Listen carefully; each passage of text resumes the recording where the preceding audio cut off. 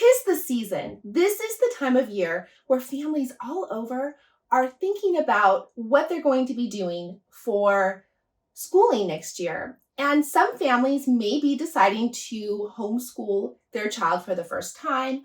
Maybe they're thinking about what they're going to do to help their child in their reading progress over the summer.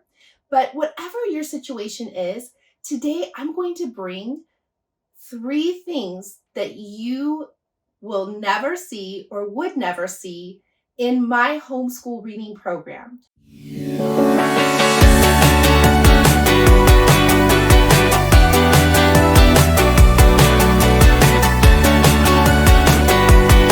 Hey, learning community, it's Dr. Deanna, homeschool mom, former K-3 teacher for over 20 years. And during that time, I did earn a doctorate in curriculum and instruction, which is my passion. And I now bring that to families all over to help them as they go through this journey of whether they're homeschooling or helping their child learn at home. But I do want to offer the background and the knowledge and experience and share with you so that you can take that, carry it back with you, process it, and see what ways that can inform how you plan and work with your child. So if you have coffee, an iced latte, which is my drink of choice, or you want to sip on some tea, you need to pause, go and get your favorite relaxing beverage. Again, mine is an iced latte. And I'd love to just sit and chat, and I'd love to hear from you in the comments if you have questions or ideas that you'd like to share. This is what this space is all about. It's about me in a space of community and sharing, getting ideas, and giving and taking. So let's get to it. So the top thing that you will not see or would not have seen in my homeschool setting through the years, and as we cycled back to homeschooling when my boys got older, is busy work. Now, again, this is meant to just be food for thought and definitely process with your own family and your children's needs in mind. So if you have a child that loves busy work, maybe for them it's not busy work, they love paper pencil tasks. And that is how they genuinely show what they know the best, and it's working for you. If it's not broken, don't fix it. You go with what's working for you. But one thing I do want to encourage families to do is to think outside that paper pencil busy work box. In our case, one way we implemented that was to utilize activities that were interactive and play-based. And this can be done so many ways. You can do this with items from the dollar store. If you want to do like sorts to practice beginning sounds, I have a free set on my Teachers Pay Teachers account. You can download that for free. But really, interactive activities. I encourage you to check out play-based activities where you can have letters written on cubes and have children build words. You can, even if you want, check out the free and low-cost resources I have on my Teachers Pay Teachers, where I have activities that are just print, cut, and go, and are very interactive and play-based. But you don't even need to do that. If you want to have sorting buckets, if you want to, like I said, have them build words out of cubes, but as much as possible, try to incorporate hands-on, because that's going to make connections in the child's brain, and it's going to keep them engaged. All right. The second thing you would not see in my homeschool setting is sight words. Now, again, I'm going to cycle back to what I said before. If your child is one of the 10% that learns to read by being introduced to words and they just kind of pick it up and go, then absolutely run with it. But 90% or about 90% of children need something called systematic phonics or literacy instruction that includes phonics-based instruction. What that means is that we need to be giving children the tools to crack the code of our written English language.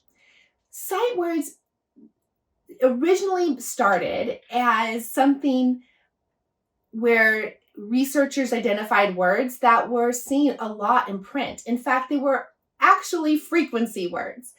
But over time, we got this idea that these words could be memorized, and that would increase the fluency of children when they read, which, I can understand that train of thought. It kind of makes sense, right? But what we found is if you teach a child to memorize one word, they've memorized one word. But if you actually help them to understand the code of that word, then you've given them the ability to take that information and use it with other words. So here's what I would do instead. Let me get my marker out. Here we go. All right. So for instance, with the word be, not the buzzy bee, but like he will be at the park. All right, so you get the context. We know that word, as grown-ups, we know that word is spelled B-E. I do something called orthographic mapping or word mapping. It's very simple, and I like to use Elkonin boxes. I love this board. It's from Hand to Mind, and it comes in a set of boards with different numbers of boxes on it, so it's super cool. But I would call the child's attention to the sounds and the orthographic or the spelling features inside the word. So for instance, the word be, we hear the b at the beginning, and we know that's the sound that goes with the letter B. So I would go ahead and write B in the first box. And now I would tell them, all right, so I hear the E, and that's the E saying the long sound or the long sound that goes with the E. Its own name, right? And there is a rule. In fact, close to like 85, somewhere in that percent of our English language words follow phonics rules, even though they may not be commonplace phonics rules, but they are phonics rules. And in fact, the word be follows a phonics rule. And that is I call it the open door vowel, which means it's not shut in by a consonant. And I tell kids that because there's no consonant closing the door on that vowel, he can be as loud as he wants with his name. So he's like B-E-B. All right. So that's how I introduce it to children. But I also do let them know that that is something that they can carry over to other words. For instance, if I taught them the word be, they would be able to read the word be. But if I explain that rule to them, they can carry that knowledge over to other, what we called sight words like he or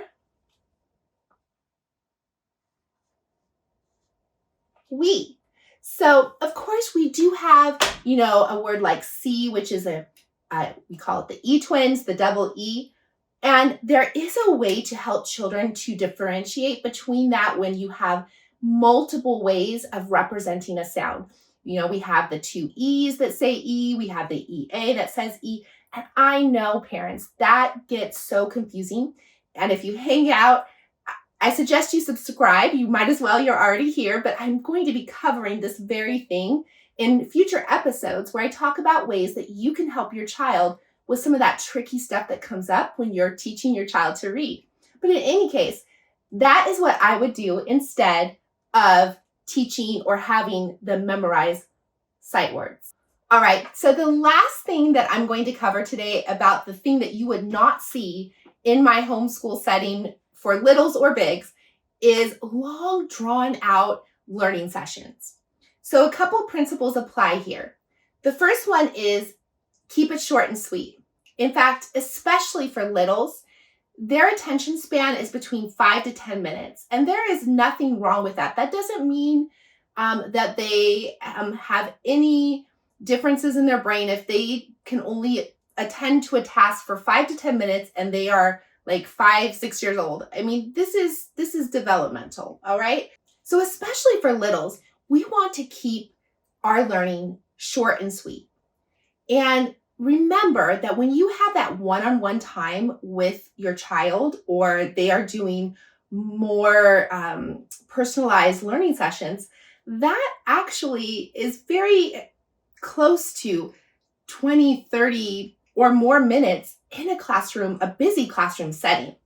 So just remember, keep it short and sweet. It doesn't have to be long, drawn out sessions with your child, 5 to 10 minutes, interactive activities. If you need to do a paper pencil task, but you can keep it short and sweet, they are getting that instruction that they need. And then find ways to apply it in play-based activities or throughout your day. There's also a second part to this, another principle that I want to share with families before we close out today. And that is, if your child or you are, either one of you, are reaching a point of frustration, it is okay to take a step back. And again, that goes back to keeping it short and sweet, or even saying, you know what, we can be done for right now. And that's okay, because ultimately, we want to make this a positive experience, and I know that is easier said than done. I have been in the homeschool trenches, and we can bring our A game and be enthusiastic, and sometimes the day just still doesn't go. And to be honest, some days we are just not up to that, right? And so that's okay. That's life. That's the ebbs and the flows.